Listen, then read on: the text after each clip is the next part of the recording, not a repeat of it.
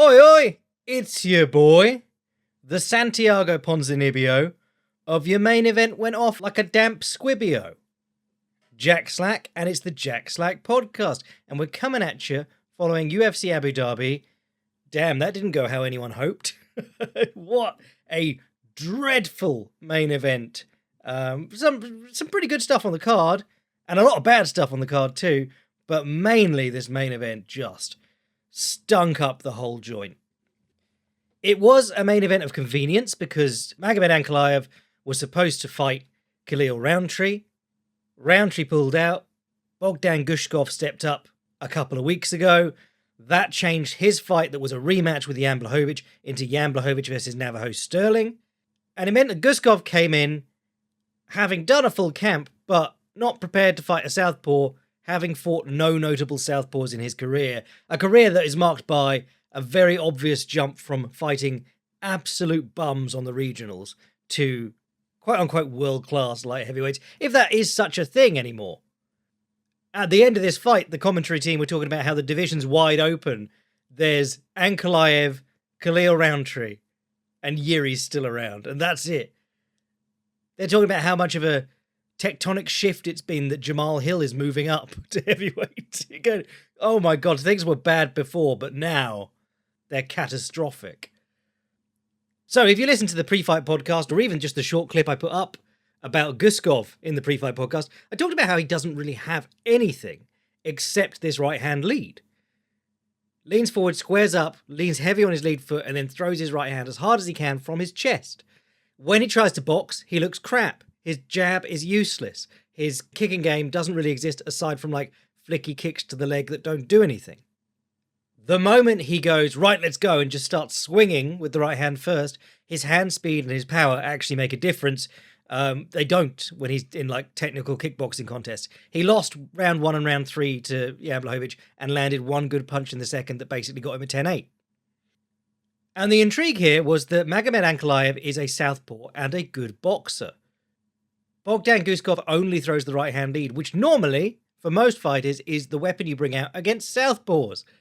But Magomed Ankalaev is the guy who that would least surprise. He's been dealing with this his entire career. If you go watch his fight with Ion Cutelaba, it's a perfect example. Just circles back to his left, drawing out Ion Cutelaba's big, clumsy right hand.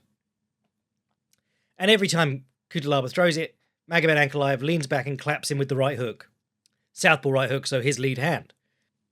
So basically, this fight was on a timer to see when Guskov throws his right hand, what happens? Will his hand speed be enough to throw Ankalaev off? Will Ankalaev's counters be there from minute 1? Will he be able to just deal with it? And Bogdan Guskov rose to the occasion by not throwing that right hand at all, and instead trying to circle and kick Ankalaev's shins. It was fucking awful. And the main takeaway was that his corner should have been going, you aren't actually that polished. You're not that good technically on the outside. You're not winning this fight. You're not scoring points. You're not winning. He's still hitting you, and it looks good when he hits you, and when you hit him, it's your shin on the inside of his shin. So you need to get out there and get redacted. Start swinging. But Guskov's corner were telling him, like, in going into round 4, they're going, now he's going to get nervous. And it's like, why would he get nervous? He's just had 3 easy rounds where he didn't get hit, and he hit you basically when he wanted to. And by round 3, he'd already taken him down as well and shown that he could do that. So not a good performance or game plan from Guskov, and basically took this fight, short notice, massive change-up of opponent from old, orthodox Jan Blachowicz to, in his prime, southpaw Magomed Ankalaev. Did it presumably because they offered him some more money and a main event. But in the course of that, he's just killed his momentum. And he did so even more by not getting knocked out. By fighting like, if I just don't get knocked out, maybe my stock will get raised from going the distance with Ankalaev. And it absolutely hasn't. No one has said, well, he gave a good account of himself. I mean, he did get stopped in that. It was such a weird stoppage. Ankalaev was landing some ground and pound, and it was decent ground and pound, but not enough that it should have warranted a stoppage. And Margotto was just like, yeah, come on, it's over. And Ankalaev was already trying to like arm triangle him while Goddard was going like, no, you've already TKO'd him. Now, Ankalaev's not faultless in this. It doesn't help him at all to have a fight like this. The duality of Ankalaev is that people think he's boring, but he has a really high number of knockouts, and he does it with his hands. So he's the knockout puncher, he can box, he finishes people. How come people still don't like him? Because a lot of his fights, for the duration until he knocks the guy out, go like this. Plodding up to the guy, waiting to counterpunch, and then if they don't offer you anything, he very seldom pushes his advantages on the lead. He'll throw front kicks, he'll throw a high kick, he'll throw, like every time he threw his left straight on the lead here, every time he threw a 1-2, stepped in and did it, he blasted Guskov's head back. He had like a 100% connection rate on his left straight, but he only threw it like 5 times. And even the commentary team are going, I wish he'd step in more after he's landed a big punch that clearly hurt. So the Guskov plan seemed to be like, he's a boring counterfighter, maybe we'll draw him forward with these jabs and low kicks and stance switches to inside low kicks that are really just annoying punches. He did at one point land an inside low kick, step back, hit Ankalaev with a punch as Ankalaev moved towards him, but that was the one time that happened. The rest of the time Ankalaev was there, high guard even when he didn't need it, hand fighting effectively, moving his head constantly, like just being tricky to land a naked power punch on, and Guskov was so reluctant to commit anyway that it was never going to happen. So yeah, mainly just annoying that Ankalaev looked at his opponent and said he's not going to attack me, and then proceeded to march through the most conservative 4.5 rounds you've ever seen. And he was saying afterwards that like, oh, Guskov just ran from me, blah blah. It's like, no, Guskov wasn't really running. He was just sort of like in front of you most of the fight. You could have cut the cage on him. You could have tried to hurt him more in the early going. Yes, it's not your job to make all the excitement in the fight. Your job is just to win. But if you want to actually advance your career, that's another thing, isn't it? However, his career is going to be advanced by the fact that there's no one else at light heavyweight. Just like when he had that draw with Jan Blachowicz, and they had previously put the title on that fight, and then they went, you know what, fuck it, neither of you deserve it, and they slapped it on, was that Jamal Hill versus Glover Teixeira? But they did their best to like ignore Big Ank, and then he still ended up getting the title shot because there's just so few people to give a title shot to. Khalil Roundtree is like the number 2 in this division, and he's been an also-ran his entire career. He hasn't had like a massive change-up that made him amazing. There's just no one here doing this. So 2 things can be true. It was a god-awful fight, and you can be annoyed that Ankalaev didn't push his advantages, but clearly Ankalaev is much better than Bogdan Guskov, and Guskov, kind of like I already said in the pre-fight piece, he only really has the one thing, and he's never looked more limited than in this fight where he didn't even throw the one thing. Co-main was Temirov versus Erceg, and this was actually pretty good, made up for the main event before the main event happened, but Temirov obviously coming back from a steroid suspension that the commentary team just called like a 7-month absence, but still looking jacked and juicy as ever, came out and back-kicked Erceg immediately off his feet, and then started trying to crowd him and cut the ring. When I was talking about this in the pre-fight, I was saying Erceg's got good boxing, but he couldn't even keep Tim Elliott off him. The power is a real issue. The only person he's ever really looked like hurt a lot on the feet is Matt Schnell, who's got a legendarily bad chin. He had some good stand-up against Pantoja. He has good stand-up. It's just that he doesn't have an awful lot of authority in his stand-up, and it comes into its best in the middle phases of the fight as the opponent slows down, as he can stand there, hitting lovely pulls and slips and counters and getting a bit of sting on them, but not really like rocking the guy's whole world. Whereas Temirov is good in the first 2 minutes trying to take people's heads off. I liked what Erceg was trying to do at points in this, so there was a nice little...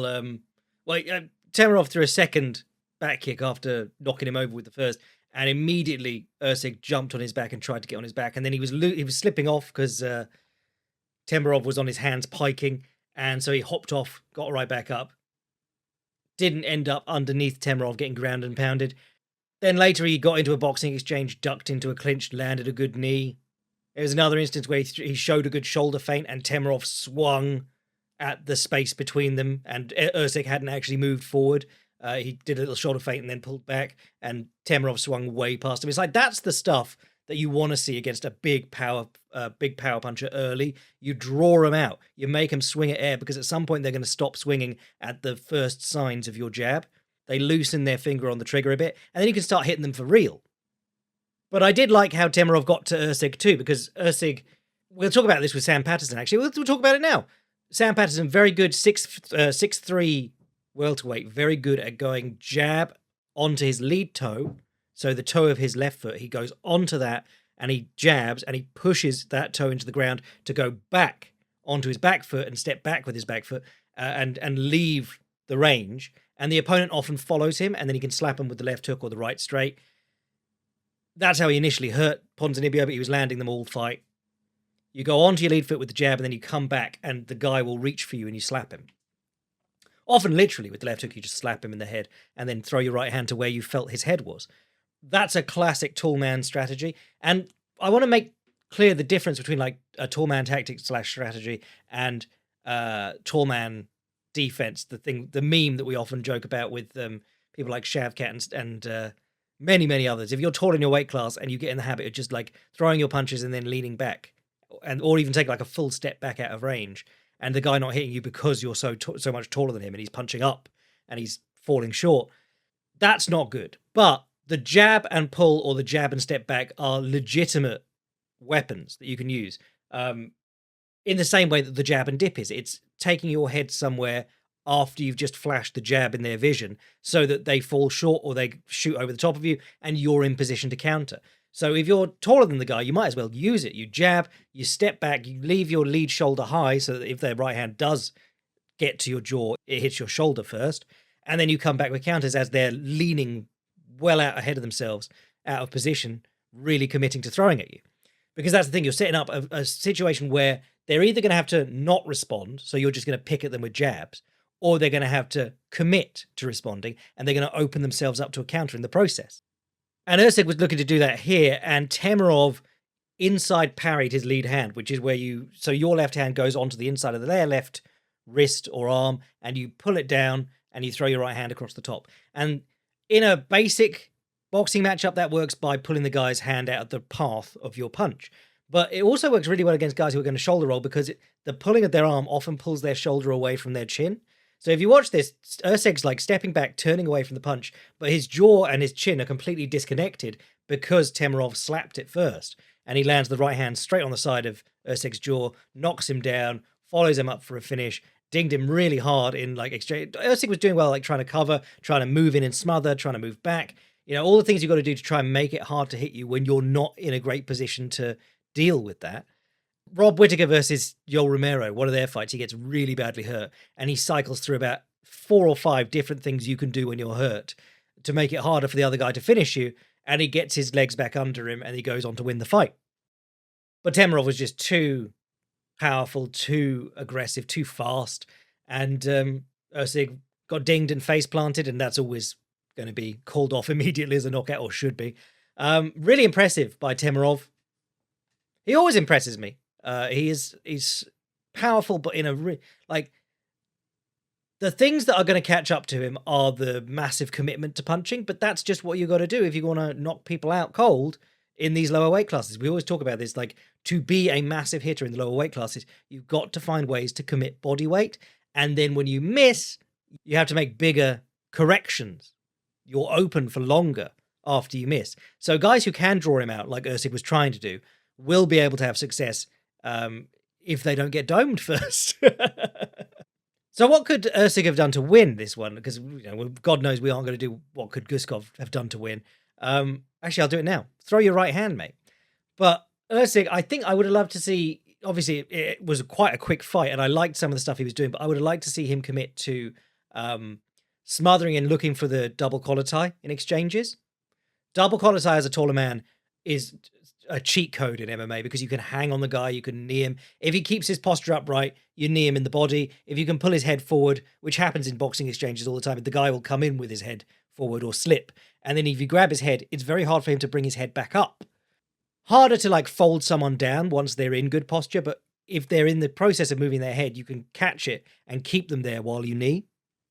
But the double collar tie is just a great way to wear on and exhaust shorter opponents anyway. So Islam Makhachev against Alexander Volkanovski. First fight, he uses a bit of the double collar tie, which he uses against everyone. But second fight, he's relentless with it. The moment Volkanovski comes close enough, he's like, double collar tie on. You've got to fight out of this. I'm going to try and knee your body while you do. There are dangers in that, if you just reach for a double collar tie, or if you have a loose double collar tie where the guy can still move his shoulder, you can get smashed across the top with an overhand. But if you go with your hands and you come in with your head behind and you're right up against the guy with your forearms down on his collarbone so he can't turn his shoulders to generate power, very hard for him to deal with, and you can start kneeing. And he can't really knee you from double collar tie. That's not really productive work. So that's something you can abuse against like a shorter opponent. Against an explosive opponent like this, someone who's disproportionately powerful for the weight class, the really unintuitive thing to do is to focus on his body, because he's going to be focusing on your head, and that's what makes it scary. You're like, why would when I have the chance to hit him, I should be trying to take him out of there in one punch, because he's going to be doing the same to me. But if you can get the body jabs, the right straights to the body, the harder to counter body shots off, and start probing that guy and just catching him mid-breath, catching him mid-swing, but keeping yourself relatively safe behind those nice straight punches to the body and wearing him down, you can slow him right down sooner, which is always helpful. So the knees to the body from the double collar tie would have done the same thing, which I would like to see. Stepping knees on the counter, very risky, but you can do it. And especially if you throw your arms up in a leverage guard. So arms up straight over the opponent's shoulders, chin down, shoulders up. That makes it a lot harder for him to do any damage while you're stepping in to do the knee. In fact, when you do the jab and pull, or the jab and step back thing that I was talking about earlier, if you're really worried, sometimes it's good to just put you jab, and as you step back, you just put your hand higher. Like you're doing that old 1940s salute, but over the opponent's shoulder, so that when they throw their overhand, your arm just stuffs into their elbow and makes it very difficult for them to properly commit through and hit you in the head. And then you can pull them into the double collar tie clinch off that. Also calf kicks, but calf kicks is a dangerous one because, yes, you'll ruin the guy's movement, which is a huge part of, like, if you are a big puncher in the lower weight classes, you are throwing your weight into it, so you need your legs. If you start hacking a guy's legs, it really does take his power away. But if you start hacking a guy's legs early in the fight and he just steps up the middle with the right hand, he can take a good low kick and still smash right through you. So hard to get to work with that. That's really one that you start working as they relieve the pressure. The pressure, Temirov's pressure in his last couple of fights has been inscrutable. He's really been pushing guys back and cutting them off. He took some breaks here, and they had some exchanges out in the open, and that's when you want to open up with the low kick, but it's hard to recognize that in such a short fight when the pressure comes off. That's really when you go back to your corner and they say, look, he's not pressuring you back to the fence anymore, so maybe you can start getting to work with that low kick. But what next for Temirov? Because he is an ascendant man. They rewarded him for failing a drug test by giving him a ranked opponent. Meta rankings have him have Erceg at 10. Media rankings had him down at 14. But Tapology has him at 6. But clearly, up in the mix of things. Wasn't before, now is. Already has a win over Charles Johnson. Granted, failed the drug test after that, but they don't go back and turn those into no contests. So that's 2 wins over top 15 guys. I was about to start talking about having him fight Mario Batista because I flicked from the media rankings to the meta rankings and they've moved, so I'm looking at bantamweight. But if you wanted to jump him up the rankings, you could have a really interesting fight with Kyoji Horiguchi. It's a classic, damn, I hope Kyoji's chin doesn't implode while he's styling on this guy sort of fight. But you'd get to see, he'd either get an amazing knockout on his record, or you'd get to see how he holds up against someone who can move well and make him work. Amir Albazi is still ranked in the top 10 on both the meta and the media rankings. How? He hasn't won a fight in 5 years. But as always with flyweights, take on Amir Albazi, get a freebie. Always look for the injured lion to big yourself up, because outside observers often don't pay attention. They don't know that you're beating up someone who just isn't fit to be in there. I think Temirov himself was calling for a Loney Kavanagh fight, which would be a lot of fun. Kavanagh's coming off a loss, a knockout loss, but that'd be an amazing bounce back for him. I think you're looking at that sort of mid top 10 range. But the sky's the limit for him. Because when you're hitting like that, you've got a chance against anyone. What else was good? Chanco versus Rzpecki. I think that's how we're saying it. Damien Rzpecki. This was good. Rzpecki was coming in out of nowhere. Another one, they're doing more signing people not from the Contender Series, which I like. They just announced Saladin Panase, which was very funny because we've been wanting that for a while, but they lowballed him and he went to KSW, made a load of money. Went to MVP, made a load of money knocking out some guy. And every time like an MVP or something like that pops up, the UFC go, well, see, we're not a monopoly because otherwise the MVP wouldn't be possible. And then quietly acquired 2 of the 8 fighters out of MVP afterwards. They got Panasi and then they've got Rebellis Despan, who honestly I'd be happy if they didn't have because you're going to see again that he's useless at MMA. He's good at beating the husks of old men and fighting in combat karate where there isn't anyone good enough to test him anyway. But getting Panasi's a great move, one of the most interesting things they've done in a while.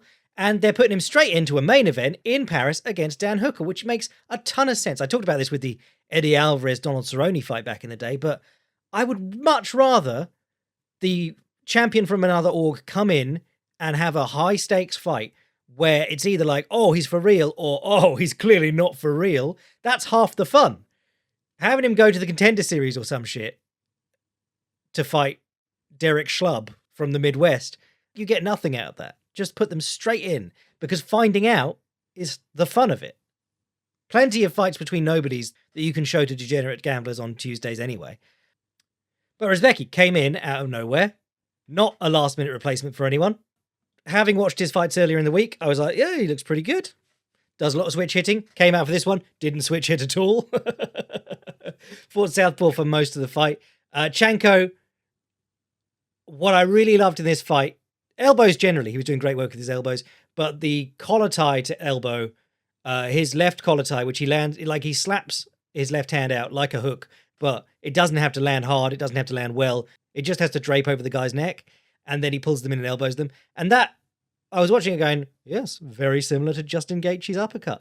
And then literally in the last round, he did the single leg, come up on the collar tie, elbow, which is what the move that Justin Gaethje was doing time and time again to break off Ilia Topuria's pressure in that first round. He was going, might take you down. No, got your head. Uppercut. The first one he landed was gorgeous. He did a low line sidekick. He was orthodox. Rzpecki was southpaw. He did a low line sidekick into the knee, came down with like a slap to get the collar tie, and then elbowed straight into it.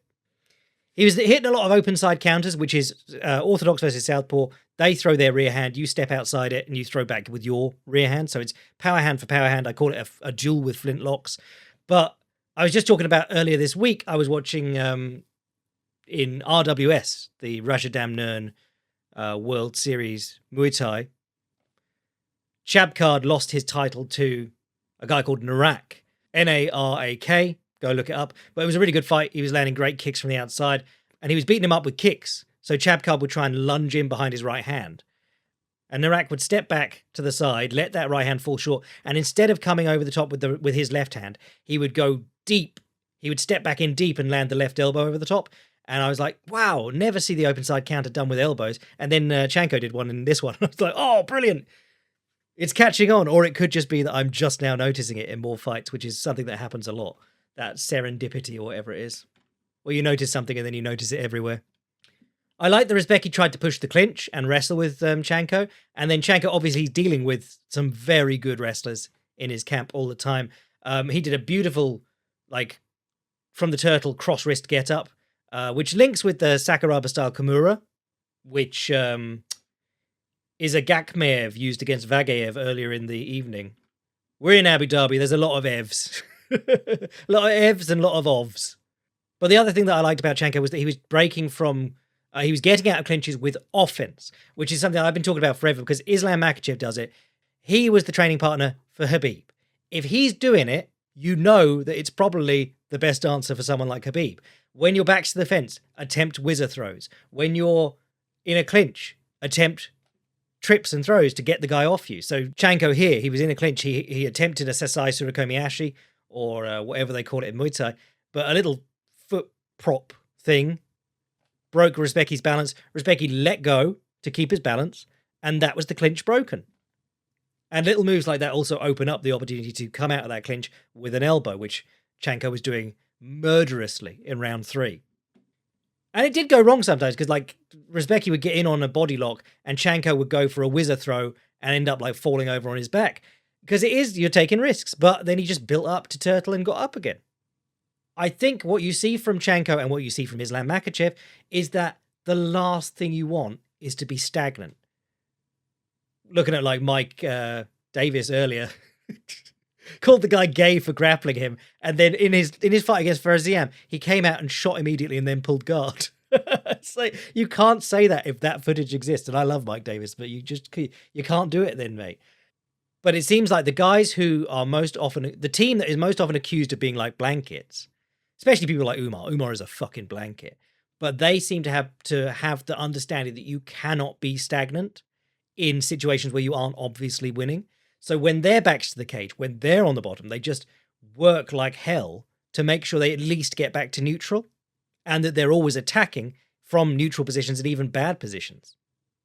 The Islam Makhachev whizzer throws like sum up the entire sort of philosophy on losing clinch position. So liked Chanco's wrestling, liked Chanco's elbows, liked Chanco's kicks, liked Rzpecki's ideas, just didn't play out for him. What could Rzpecki have done to win? I think employing more left high kicks could have been useful for him, because when we talked about this with Max Holloway, Conor McGregor preview, and then we had to talk about it again when Brandon Royval knocked out Lonnie Kavanagh. With the open side counter, it works because you've thrown your power punch and you've got a long way to go to get back on position. But the guy's still taking a risk. Like, he's risking that you've thrown your right hand, if you're the orthodox fighter, and there's nothing else to come behind it. If you get in the habit of throwing right hand and immediately flicky right high kick immediately afterwards, not committed, just flicky, you can really scare him out of attempting that counter. I mean, ideal world, they pull and look for the counter and you dome them with the kick, but probably not going to happen. But you can scare them out of doing it. In this fight, Rzpecki threw he did it once, but Chanco wasn't trying the open side counter. He just leaned back and let the high kick go by him, which is, of course, that can happen. Like, he's not going to look for the counter every time. But if you show it as something that happens regularly, or fairly regularly, you put the fear into him. If you just show it once and then he goes, right, he missed and he got out of position, so he's never going to throw that high kick again, he can go back to looking for the counter. Because countering it, it is reading people, but a lot of the time it is, because it's so fast, a lot of it is what is coming most of the time, and then I'm going to counter that. It's not, I can 100% identify what he's really doing every time before I start my counter. Nobody's eyes are that fast at this, when you're dealing with people moving at this speed, at this level. Except maybe, Nicolino Locke. But there's a degree of anticipation. You draw out what you want, you see what you're working with, and you go with, when's a good time for me to attempt this counter? Probably now. That's why double attacks are so dangerous, because you make two things look very similar up to the point where they can't look like each other anymore. But that's hopefully the point where the guy's already bitten on the wrong defense or wrong counter. So yeah, left straight into left high kick. I would love to see some of that. Dealing with the elbows. Obviously, Chanco's been working these against very good wrestlers, so I imagine he's pretty good at dealing with that sort of stuff. Maybe could have taken it into more of a Muay Thai sort of clinch and just committed to holding his elbows or draping one hand across both elbows. There's a few different sort of controls that you don't see a lot in MMA, but you do see in Muay Thai, because guys are, anytime their hands are on each other, they've got to be aware that the moment the guy's hand comes off you, his elbow's going across your head. Whereas in this fight, I felt Rzpecki was always like, I'm getting double underhooks, I'm digging in, I'm getting the body. And in the course of looking for the body, he's not dealing with the elbows coming at his head. You can also just, when you feel the guy make a little bit of distance, slip your head and try and get inside the elbow. Treat it like a punch. It's just that if you fuck it up, you get cut open. Or knocked out, both pretty bad. But also when I was saying Chanco was using trips nicely to create openings to get away from the clinch, messing with the guy's balance makes it hard for him to throw elbows and knees back at you. But yeah, if we see more Muay Thai style plum work in MMA, all for that. Go read my article on Jaron Suk. He's got an awesome clinch. He's one of the RWS champions at the moment, and he's just battering people in the clinch. What else was good? Do you know what? A lot of the stuff I was like, oh, that might be interesting, like Vagayev versus Izagakmaev. I heard one guy's from Team Eagle and one guy's from Hamzat's team. And I'm going, oh, that sounds pretty good. I did watch Erceg lose to Nicholas Dalby, though, so I wasn't that excited, but I was like, oh, that'll probably be an interesting matchup. That was a wet fart. But the heavyweights on this card, I've been talking this year about how I've not watched a lot of heavyweight and I've not really regretted it, but both heavyweight fights on this card were pretty interesting. Walter Walker versus Thomas Petersen was messy gimmick shit. Kuniev versus Fortune both actually looked like proper fighters. I was really quite pleased with this. I'd seen Kuniev against Blades, and I thought it was a bit dull. I think I skipped him versus Jailton Almeida, and I didn't regret it. But I'm going to have to go back and watch him because I thought he was doing things in this fight that are just whatever weight class you do it at, they're good. But you definitely don't see him at heavyweight. There were vibes of the two really good Josh Barnett clinch fighting performances in this one. Kuniev immediately goes to work pressuring Fortune back to the fence, and then when he's got him to the fence, he can try his body kicks, he can try his stepping knees, he can try his big overhands. That's when you go, because you've removed the number one defense in MMA, which is I'll just step back. Now you're saying, how's your defense really, mate? How are your slips? How are your cover-ups? Are they actually any good? Look out, here's a knee. And then after he'd entered with a knee or a good punch, he would grab the head and he'd land two more knees, an elbow. And he was working him over from the clinch, some body shots. I just loved it. I thought this whole performance was so smart because it's heavyweight. Like, the guy can really hurt you. One of the great things about heavyweight is that if you push the guy into the fence, you can probably hit him pretty hard and he can't really hit you that hard. A heavyweight swinging their arm with no body weight behind it is going to be harder than like a middleweight swinging their arm, but it's going to be really like marginal difference. But if you are the guy with your back to the center of the cage and you're pushing in along the fence and you get your feet staggered and you start delivering knees, a heavyweight doing that is going to hurt a lot more than a middleweight doing that, because you can actually bring your strength in and your weight and start to throw stuff into them.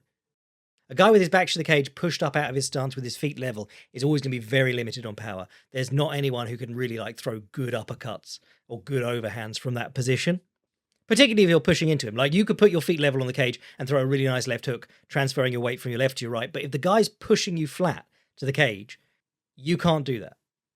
And he can put one foot in front of the other and start kneeing you or beating you up with punches. Like I said, the Josh Barnett, Frank Mir, and Josh Barnett, Roy Nelson fights are sensational because those guys could probably hurt him standing. He's more known as a grappler than those guys are. I mean, obviously Frank Mir is very well known as a grappler, but both of those had decent striking performances in their history, and obviously Roy Nelson very dangerous with the overhand, particularly. If he backed you towards the cage, he was going to have a wonderful time. But in those fights, Barnett is like pushing them back, entering with a knee or a jumping left hook or a step-up left kick, or even just like ducking in and hitting his head against their chest and pushing them. Because when you're pushing the guy to the fence, the initial attack to push them into the fence, you lose a lot of the risk because you're not going to fall short, and they're probably not going to just swing back because they're in a really bad position and they're going to eat the knee or the flying knee or the kick or whatever it is. Or you could just duck in and be super safe. But Kuniev was brilliant here, just constantly keeping him under pressure. When he wanted to go, Fortune's back was always against the fence. The only downside was occasionally he would take his foot off the gas and then just sort of stare at Fortune, who still had his back to the fence, but then Fortune would go, right hand time, and run off the cage and hit him in the head. Happened like 4 or 5 times. He's getting caught with these big running right hands. You're going, why is that happening? You were doing such a great job at everything else. I did like the Fortune was backing up through the first round and he goes, low kick, back up, low kick, back up. And then Kuniev picks his leg up to check and Fortune just runs into the right hand. Kuniev must have a bit of a chin on him because he took a flush right hand while standing on one leg and shook it off. But Kuniev's commitment to the body in this fight, I was in ecstasy throughout. I was just going, oh, yes, more of this man. But yeah, Fortune didn't look bad either. I thought it was a really fun fight, especially for heavyweights. So give them double fight of the night bonus for being an entertaining fight at heavyweight. And then Walter Walker obviously heel hooked Thomas Petersen. If you're wondering why he's not moving up as he beats more people, it's apparently because he's not accepting more like higher ranked fights. He wants to keep getting paychecks. But he's pretty open about it. I mean, he does say things like, oh, I'll fight Josh Hockett and stuff. It's like, you are not the same kind of fighter. He's a legitimate prospect and you are a meme fighter at the moment. But carry on, young man. Keep meme fighting. I feel like that was the mistake that guys like Olenek often made. They'd run up their bonus streak against jobbers And then they take a real fight against a top-end opponent and get battered. It's like Oleinik fought Curtis Blades, Alistair Overeem, Derek Lewis. Those are like legitimate heavyweights. Why was he fighting them? He should have just been at the washed Travis Brown, Junior Albini, Maurice Green sort of level the entire time. Unless they were only offering him killers and he rejected like 3 or 4 in between each one of those. But if Walter Walker wants to make some money, that's the right idea. In this one, he came out, he pulled half guard with double underhooks. He looked like he was trying a giggler sweep or like a knee lever as an off balance. But he was only using one leg. His other leg was floating out there. Maybe he was sort of like using it to pendulum with it. But he was off balancing Petersen to that side of his guard. And then he kicked through on the leg entanglement. And that leg entanglement straight out of the half guard is a little bit more up in the air, because you'll see guys that do this at no-gi comps every year. They enter from with their leg on the outside from half guard in what's called mutual ashi, because they got one leg hanging out. And the other guy might toe hold them 50% of the time. But guys get really good at it. Overeem did it to Curtis Blades quite well, but it's Pantoja's go-to move from the bottom gets him out of trouble quite a lot. Craig Jones, the legend, his main A game was to go knee shield half guard, entangle that leg, get the heel hook, or go to like the backside saddle and get the heel hook. You can still see him do it. Like he worked on loads of other stuff, and then when he had that match against Lovato, either last year or year before, might be his last match, I can't remember, but goes right back to the A game. And even against a guy as good as Lovato, it worked. But there was another important principle on display here. Like, Walker gets the leg entanglement, starts cranking on the heel hook, and Petersen's knee slips through the knee line. So, like, the line made by the ring of your inside thighs and their knee, if their knee gets onto the other side of that, you're not going to get pressure on the heel hook. But what you can do when the guy slips his knee is go for the calf slicer. And Walker seemed to, like, notice it in the moment and go, oh, and then come up on that. But if you want to see someone really good at that, Mikey Musumeci, particularly against Gabriel Souza, comes up on the calf slicer, immediately finishes him. But anytime a guy slips his knee from inside a heel hook, you can calf slice him, or look to. To the point that you got guys like Felipe Pena, they would get leg entanglements and deliberately let you slip their entanglement below your knee, because it's easier to sweep someone if you've got like what's called a bear trap, which is a kind of calf slicer, or a calf slicer. Easier to sweep someone like that than in a leg entanglement where you keep their knee in ready to heel hook them.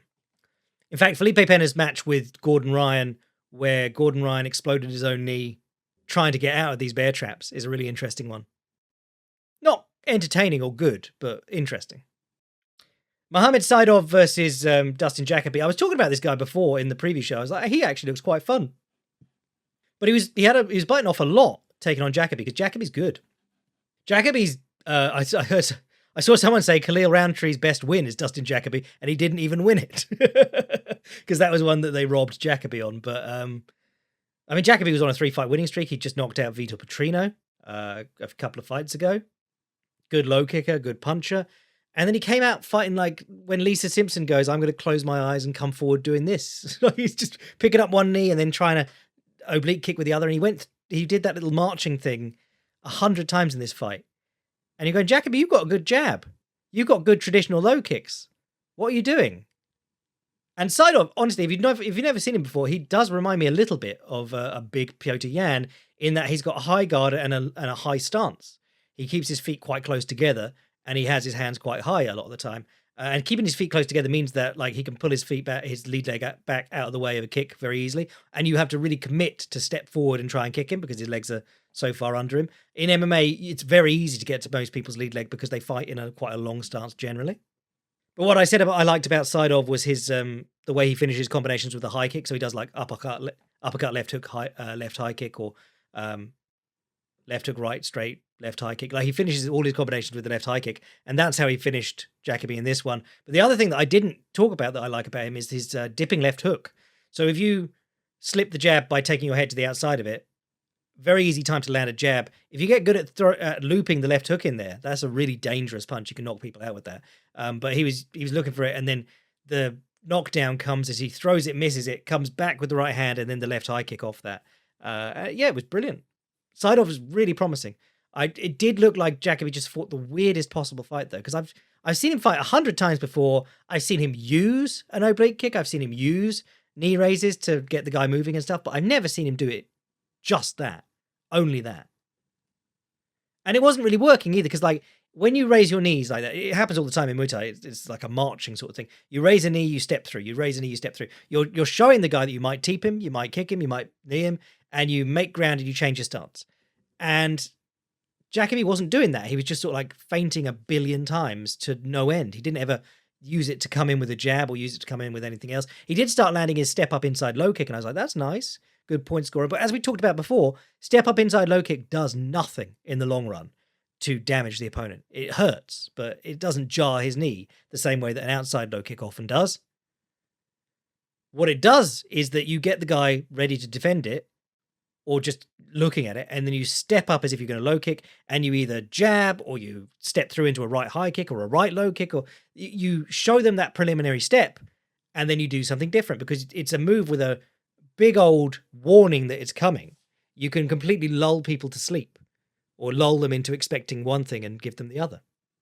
Or you can use it to break the balance and come in with the overhand, like Dan Henderson, or the right straight, or the right uppercut. But Jacoby was just like, he was so struggling to land anything that he was just like, right, I'm landing the inside low kick, that'll count for something, and just kept going to it. But I'm excited for Mohamed Saidov or Magomed. He was Mohamed's side originally booked for this fight, but you can only find his fights on YouTube by searching for Magomed Saidov, which is all, I mean, these are just like regional spellings of things, but it's always interesting when you go to someone's Tapology page and the URL is, the name in the URL is completely different to the name that they're now fighting under, because, you're always dealing with the fact that the audience is largely American.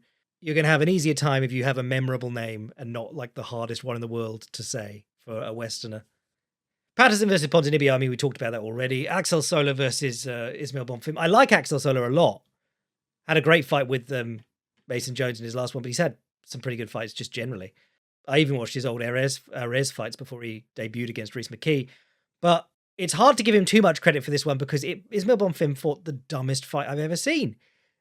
Went in on a single along the cage almost immediately. Axel Soler starts giving him the short, choppy elbows to the side of the head and looking for the temple.